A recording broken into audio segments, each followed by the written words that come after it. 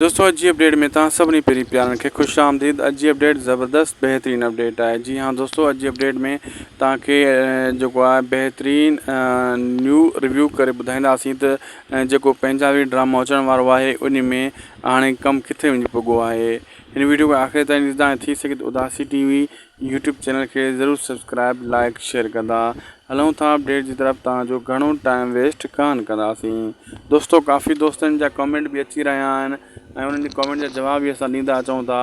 अॼु तव्हांखे असां हिकु सवाल कंदासीं, उन जो जवाब तव्हांखे ॾियणो आहे। ऐं जेका भी दोस्त पंजाबी ड्रामे में फेवरेट अदाकार चाहिनि था उहे कमेंट में नालो लिखनि।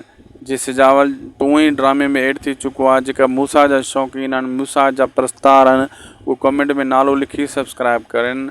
ॾिसूं त केतिरा दोस्त मूसा जे हक़ में आहिनि ऐं जेका दोस्तों मीर यानी इरफान शेख जे हक़ में आहिनि दोस्त, उहे इरफान शेख जो नालो लिखी करे कमेंट में ऐं लाइक सब्सक्राइब करनि। ऐं जेका वरी असद कुरैशी जा प्रस्तार आहिनि उहे भी असद कुरैशी जो नालो कमेंट सेक्शन में लिखनि ऐं लाइक सब्सक्राइब करनि।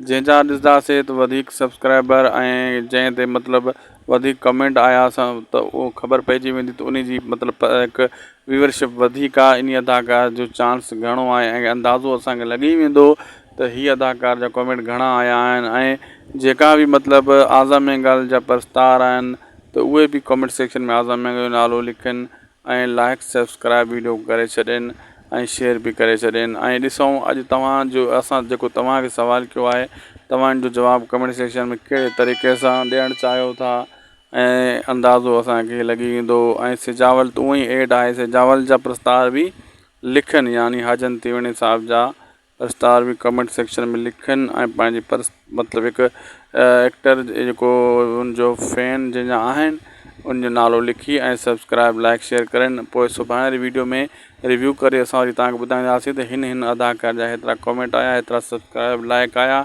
ऐं उन तरीक़े सां अंदाज़ो लॻी वेंदो त हिन जा प्रस्तार, इन जी व्यूअरशिप वधीक आहे।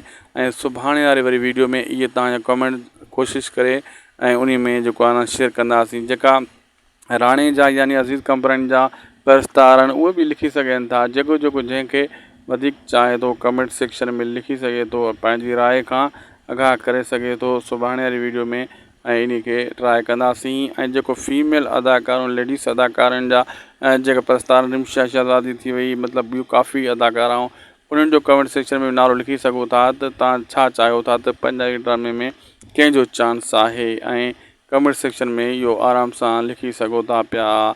दोस्तों अॼु जो वीडियो पुॻो पंहिंजी पुॼाणी ते। उदासी टीवी यूट्यूब चैनल खे ज़रूरु सब्सक्राइब लाइक शेयर कंदा। मिलंदासीं तव्हां सां नेक्स्ट वीडियो में ऐं अचण वारो एपिसोड ज़बरदस्त सनसनीखेज़ दिलचस्प थियण वारो आहे। इहो जेको तव्हां सवाल कयो आहे इन जो जवाबु ज़रूरु जस्ट ॾींदा इन वीडियो में। सुभाणे वरी नेक्स्ट वीडियो में कठा आऊं।